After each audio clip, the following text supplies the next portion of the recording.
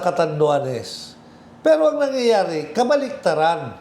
Sinabi ko na lahat na kasamaan nitong malangsang ito sa inyo.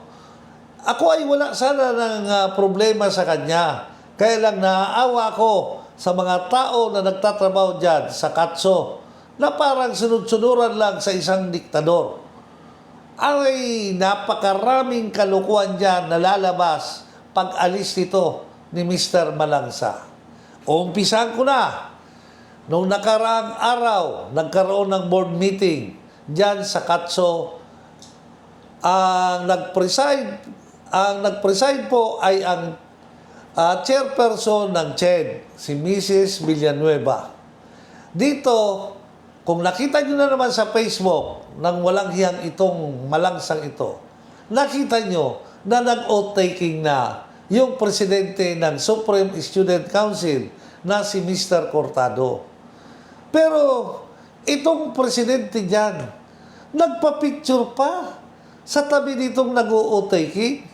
Samantalang itong taong ito ay sa loob ng 3-4 na buwan ata ay hindi niya pinasumpa, hindi pinapasok na member ng Board of Regents at mag-assume na presidente ng Supreme Student Council. Binara, ginago ang batang ito. Samantalang kung naalala ninyo, bago nag-eleksyon dyan sa Supreme Student Council, nagkaroon na ng isang kalukuhan ng mga illegal na pangyayari. Nagkaroon ng bayaran, bribery, dahil yung bata na kalaban sana nito ni Mr. Cortado ay binabayaran para umatras. Ito naman na bata, dahil siya ay may prinsipyo, ay hindi tinanggap ang bribe. Yung binibigyan siya ng 20,000. Ang nagpunta pa sa kanya na ginamit ay ang pinsan ko na balikbayan na binigyan ng teaching load yan sa Katso. O ano nangyari? O, itong kawawang bata, nag-withdraw ng problema, kinasuhan pa nito ni Malangsa. Kinasuhan ng cheating. Cheating daw sa exam. Ngayon, ang nangyari, ang latest na report sa akin, yung teacher na ginamit na kasuhan ng administratibo expulsion, yung bata ay umayaw na. O, di anong ibig sabihin yan? Puro pinilit, tinakot, pinangakuan ng trabaho. Gaya na lang yung mga sinasabing ibang sexual harassment dyan o ibang kaso, umatras na ang mga testigo dahil ang sinabi, pinilit lang sila ni Mr. Malangsa. Ay, nako Mr. Malangsa, pag oras na ikaw mag-resign at ikaw ay kakandidato, kawawang-kawawa ka. Ngayon, babalik ako dito sa oath-taking ni Mr. Cortado as Supreme Student Council President. Sinabi mo noon na ang oath-taking kay Mayor Sammy Lainez ay invalido, walang visa, illegal. O, ngayon nasupalpal ka na naman. O, talagang napakasinungaling mo. Palibhasa, napakaliit mong tao. Ang sinasabi mo, excuse me, parating pa kontra. Biro mo yan, sabihan mo na ang panunumpa sa isang mayor ay hindi balido. Nasaan ang tradisyon mo? Ngayon, sinupalpal ka na naman. Oh, ano ang sinabi ng komisyoner ng CHED nang pinasumpa niya si Cortado? Balido. Legal. Ang mayor na magpasumpa, wala namang ano dyan kahit saan ka sumumpa na otorisado ng lay, gaya sa notary public.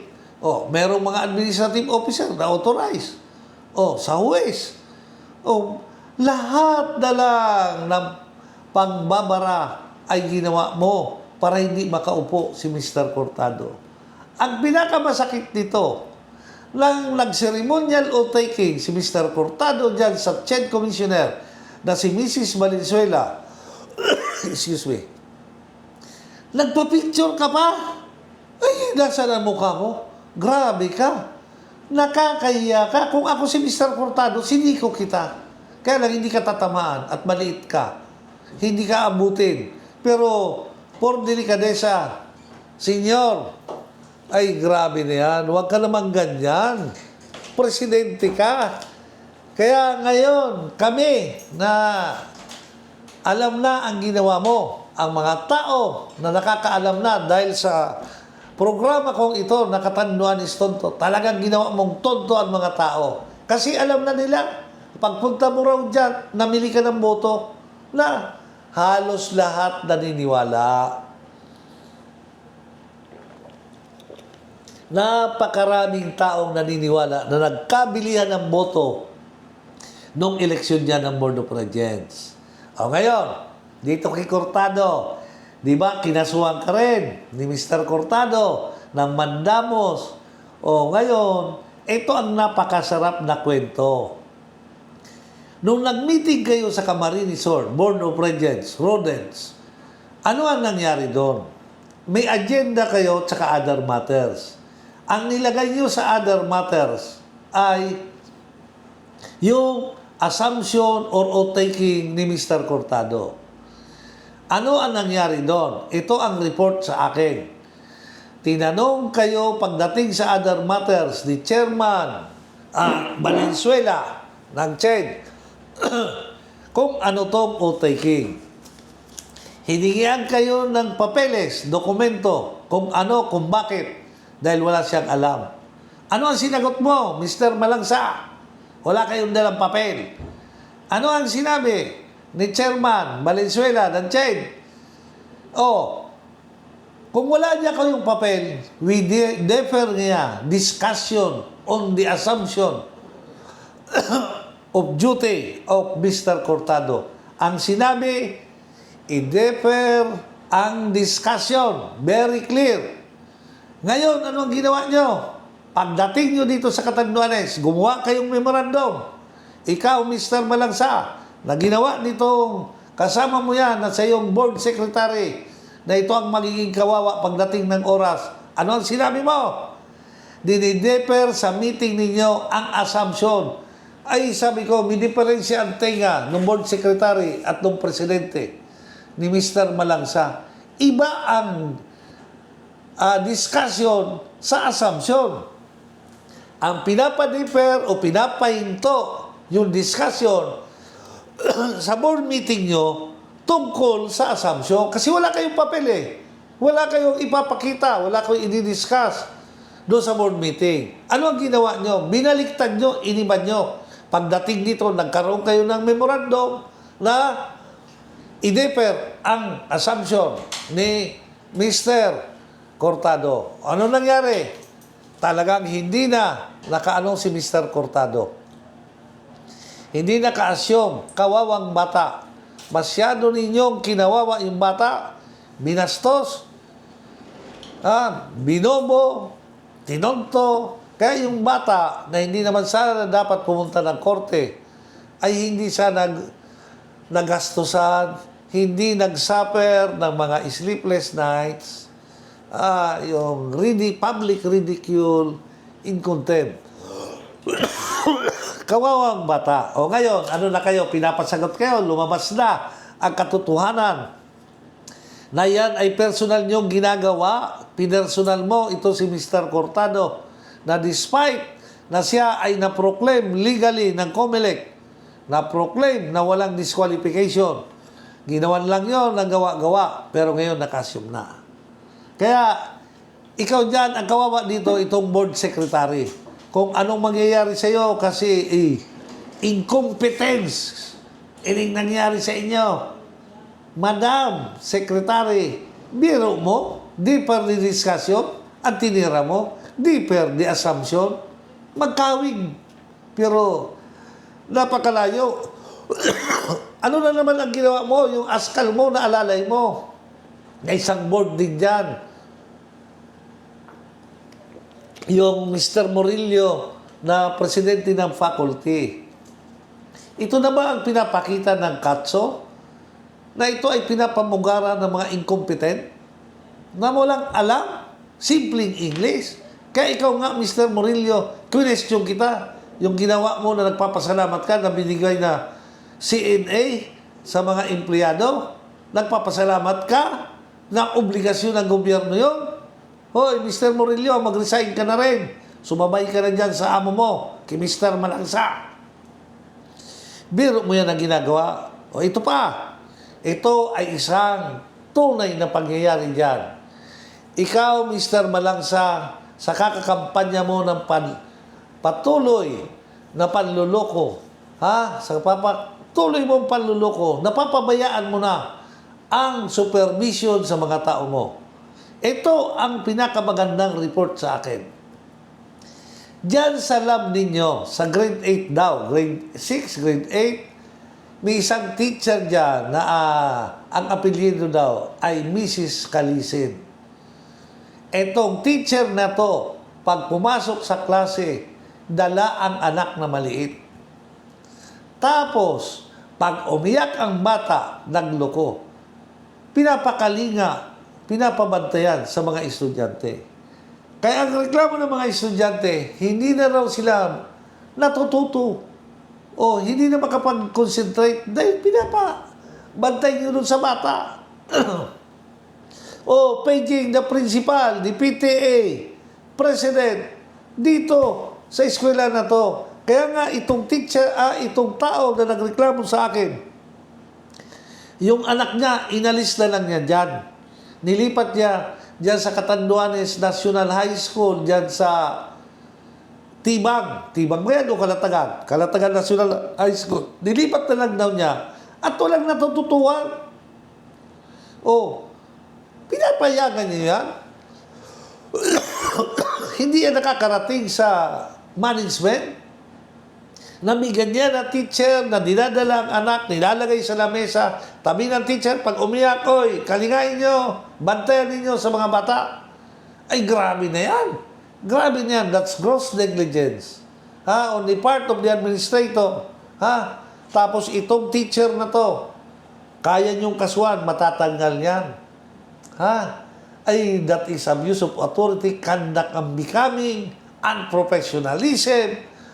Ay, grabe nangyayari dyan, Mr. Malangsa, sa ito, isa pa. Ang bawat classroom niyo pala, ang estudyante ay 30-35 lang dyan sa mga bata sa high school. Ngayon, ang practice teacher daw ninyo, pag pumunta, yung mga nagpa-practicum, mga 10-15, ay napakainit na raw ng kwarto. Sa dami ng tao. Bakit naman? Ang space na yon, maliit na nga, hindi naman aircon. Kawawa yung mga bata. Bakit pinapayagan nyo yan? Pwede naman siguro mga 3-5 lang. Bakit 10-15? Nakakasiksik pa doon. Tapos, ito ang masaklap. Ang halos nagtuturo na ay yung practice teacher. Na dapat yan, nag-observe lang, paunti-unti lang na papapasukin mo. Hindi buong leksyon sa klase. Siya magtuturo. Kaya nga, practice teacher nakikinig lang kung ano ang ginagawa, anong ituturo.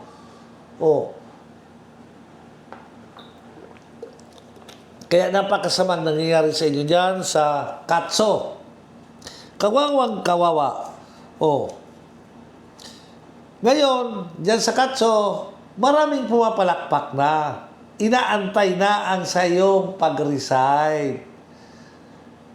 Ang mga tao dyan, makakalabas na sila, makakapagsalita na kung ano ang mga nangyayari. Kaya nga ako, ang advice ko kay Mr. Cortado, na nandyan na, ang number 1 niya na pinagyayabang ni Asansa ay ang binili niya na bus.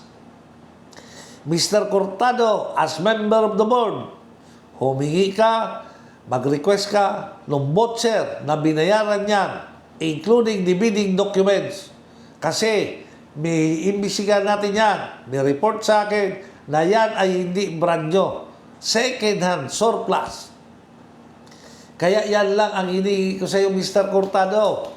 May poder ka na, gumawa ka ng request as member of the board, na bigyan ka ng voucher na nandyan sa accountant. At lalabas na lahat yan. Paunti-unti, kunin mo mga papeles. Makakabawi ka dyan sa board na yan. Kasi ang board, nag-conspire hindi kay Mr. Asansa. Nag-conspire kay Mr. Malangsa. Nagkaigwasin na ni pag-urulay. Nagkaisa na hindi ka paupuin bilang presidente.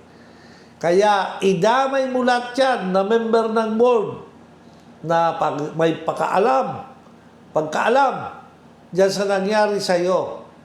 Huwag ka nang pipiyok, huwag kang aatras, huwag kang tatanggap ng bribe, ipaglaban mo ang sarili mo. Diyan ka makikilala kung sino ka talaga. Na ikaw ay isang magaling na estudyante, pinaglaban mo, hindi lang ang sarili mo, kundi ang buong estudyante sa Katso na maging ikaw ay isang huwaran, na isang palaban na leader, na hindi basta-basta natatakot, nakukutya, napapaniwala nitong mga manluloko ng mga opisyal ng Katso. Kaya sana Mr. Cortado, na ikaw ay naka-o-taking na, nandiyan ka na, busisiin mong mabuti ang lahat dyan nung nakaupo, yan si Mr. Malangsa. Ay, makukuha natin yan napakarami. Ito na lang. Kung nakikita nyo, yung service vehicle na Terra, yan ang ginagamit, mamigay. Nung mga tarpulin niya na padakos na panluloko, yung sa kanyang hamon na pinapamigay, na sabi nung inchik na chismoso, may oo daw dahil yun ay reject sa custom. Galing pang China. Oh. Yan, nakikita yan. Yung mga bus yan. O saan pupunta. Yan ang gawin mo. Kasi dapat na yan para sa mga estudyante lang, hindi sa personal na mga lakad. Kasi ang binili niyan, kwarta, na dapat mapunta sa kapanakan ng mga estudyante. Okay? O, dyan, sana, ngayon kung mag-file na yan, makaalis na Mr. Cortado, mag-umpisa ka na rin. Dapat ready ka na para kung pupunta ka sa giyera, ikaw ay ready. Rat-ratin mo na, bombayin mo na. Sisikat ka, hindi lang sa Katso, kundi sa buong Pilipinas. Dahil may isang estudyante na lumaban sa isang mapang-api, mapanloko, na diktador ng isang universidad na dapat siya ang example ng pinakamarunong, pinakamagaling na administrador. Kaya, yung papalit na naman dyan sa Katso, pwede tabi, kung pwede naman, magdasal na tayo na wala ng bilihan. Tsaka, busising mabuti, imbestigahin kung ano ang karakter, saan ang galing ang taong ito. Kasi, yung mga bumoto dyan, kay Mr. Malangsa, naloko, pati ako nga, nung makita ko yung kanyang credential, napakagaling. O, yung pala, dalawang eskwelahan, pinabagsak, kinasuhan siya. O, hanggang ngayon, may mga kaso siya sa labor, sa SS, na mga hindi binayaran ng mga empleyado. Anong klaseng administrador yan? Huwag kayong padadala yan ng mga PhD niya. Kasi ang PhD, napakadali niyan. Kasi yung mga hindi nakakapasa, gaya sa kanya, kay Mr. Malangsa, hindi nakapasa sa pagkaabogado. Pero malakas pa ang loob, gamitin yung Juris Doctor. Alin mo yung Juris Doctor kung hindi ka naman abogado? Oh. Kaya, yan mga masteral na yan, ay, naku, huwag kayong maniniwala niyan. Mga PhD yan, huwag kayong pabubulod dyan. Imbestigahin mabuti ang pagkatao ng papalit dyan sa Katso para mapaganda na ang Katso. Wala nang masyadong inapi, wala nang inaalipusta, walang favoritism. Bago nga aalis yan dyan sa Katso, may inapoint daw dyan na isang empleyado, na isang nadisbar. Ewan ko kung anong pwesto yan. Pero job order lang naman ata kasi ewan ko kung meron pang eligibility yan. Kasi once you are disbarred, hindi ka na abogado, hindi ka na makakagamit as eligibility sa civil service, yung conversion sa RA 1080. Okay? Oh, sige, kaya kayo dyan sa Katso, kung ngayon magpapail yan, o bukas, malapit na ang inyong kalayaan. Malayang Katso. Congratulations, Mr. Cortado. O dyan naman, yung sinabi kong teacher na nagdadala ng bata. O, kung sino man ang principal dyan, paimbestigan mo to. Dapat ito matanggal sa trabaho. Ginawa pa niyang, ano yan yung parang home for the children na ang anak niya dinadala sa eskwela. Imbestigahan niyo po to at totoong-totoo to na nangyari. Kasi ang nag-ano sa akin, nag-report ay isang nanay na merong anak niya na ni-discourage, linipat ang anak sa Calatagan National High School. Oh, sinabi pa nga niya sa akin na ang quality ng high school diyan talo na ng National High School ng Catanduanes. Biro mo yan? Ako, pinagmamalaki ko rin sana, yan alam ninyo. Kasi ang anak ko na abogada, diyan din graduate nung high school. Siya valedictorian dyan eh. O bakit kayo nangyayari yan? Kasi kung sa panahon ng anak ko, nangyari yan, ay Diyos ko po, tudas ka. Hindi pwede palampasin yan. Sobrang abuso yan. Okay, kaya mga Katsuans, congratulations. Medyo ang atmosphere ninyo dyan, mababago. Paganday na ninyo. Yan si Mr. Murillo, huwag na niyong iboto yan.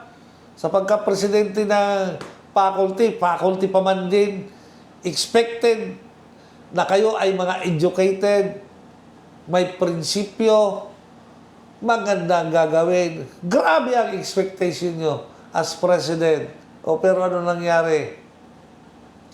Kaya kung pwede, mag-resign ka na, Mr. Murillo.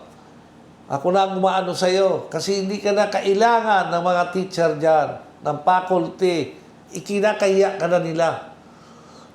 Isa kang tuta na sunod-sunod na parang askal. Okay, punta na tayo dito sa isang napakainit na naman na isyo. Ito ay tungkol sa Pisilco, sa kuryente.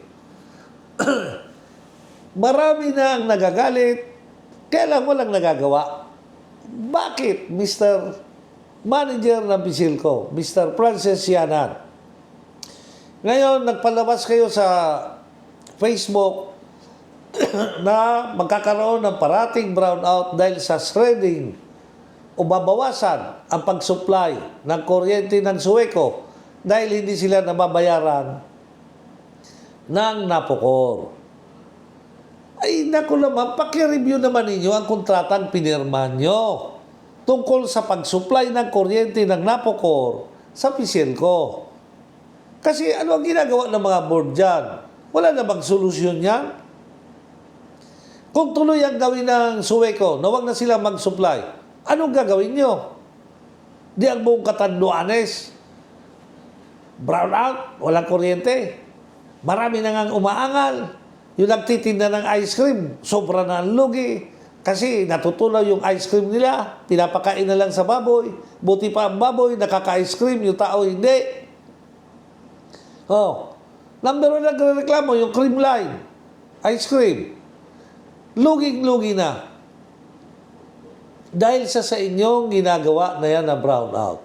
Yung mga nabubuhay sa kuryente, ang hanap buhay gaya ng welding, marami yung mga nagtitinda ng frozen foods. Apektado na. Kahit kami na ordinaryong tao. Pag kami pababrown out mo, napakainit. O, ano, ang ginagawa ko, sa edad kong to, natutulog na lang ako sa sasakyan ko kasi may aircon. Pero hindi comfortable. Bakit? Hindi mo na-stretch ang iyong mga paa. Kaya kawawa naman. Ano ba ang gagawin nyo? Ano ang ginagawa ng board? Kung ako sa inyo sa board, ang niyari ng Sueco, ay alam natin na si Mr. Saldico, ang chairman ng Appropriations Committee. Ay mabait din na tao yan eh, examinarian yan eh. Bakit hindi kayo makiusap, gumawa kayo ng resolution na kung pwede, hindi nila bawasan. Ang problema yan nila sa Napocor, isolve ng Sueco tsaka Napocor. Hindi kasali ang Pisilco. Dapat yan ang gawin nyo eh. Magmakaawa kayo. kay Mr. Saldico. At tao rin yan. Oh, sobra-sobra ang pera ni Saldico. Kaya hindi naman yan magpapalugi. Ay makukubra rin yan eh. Naantala lang ang pagbigay dahil sa tinatawag na documentation. O ano ginagawa ninyo? Tataga na lang ba ang Pisilco? Yung mga board of director, hahayaan na lang ba? Ang dami nang umiiyak. Ang daming nawawala ng hanap buhay. Dito na nga ang probinsya natin na Catanduanes ay number 9 sa poverty. Grabe na ang paghihirap. Kaya nakita mo yung politiko dito na sa inyong congressman, anong ginagawa? Ululin kayo, lukuin kayo sa pamimigay ng AKAP, AX, tulong sa pag-aral, iskolar. Oh, na hindi naman niya pera. Hindi na pinapadaan sa tamang proseso dyan sa mga taga-DSW, LGU. Hinihiya pa yung mga LGU na local LGU. Kaya maawa na kayo, suwi ko. Ito, ang apektado ay buong Catanduanes. Hirap na nga ang tao. Wala pa kayong ginagawa. Buti ka dahil masarap buhay mo, dahil malaki ang sweldo mo. May allowance ka pa. Oh, libre ka pa tirahan dyan sa Pisilco. Service vehicle ka. 24 hours kuryente dyan sa Pisilco. Kung diyan ka titira sa quarters mo. Oh, sarap buhay. Pero kami, lalo na kami na matatanda, yung mga bata, oh, binagreklamo nga sa akin, isang eskwelahan sa rural high school. Sira-sira na raw ang mga computer nila, ang printer, na ito ay galing sa mga donasyon ng mga alumni. Kasi hindi naman makabili ang eskwela. Ano nang gagawin nila? Tapos yung mga bata, hindi makapag-aral ng mabuti pati ang teacher at parang impyerno na raw sa loob ng kwarto.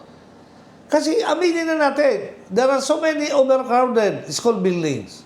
Ha? Napakaraming estudyante, lalo na sa public schools. Ngayon, lagi mo pang iba-brown out. Ano na? Oh, wala ba kayong remedyong magagawa dyan? Tatanga na lang kayo? Ano ang kailangan nyo? Kung kailangan nyo ng tulong ng LGU, magpatulong kayo. Hindi yung ganyan, nakatunganga na lang kayo. O, gagawin na lang nyo, rotational brownout, shredding ng suway ko, ay ganyan na lang. Hindi ba nyo alam kung anong purpose, bakit create ang Pisilco sa presidential decree ni Marcos? Yan ay tinakda ng Presidente ng Pilipinas sa paraan ng presidential decree. Ang tawag dyan ay rural electrification.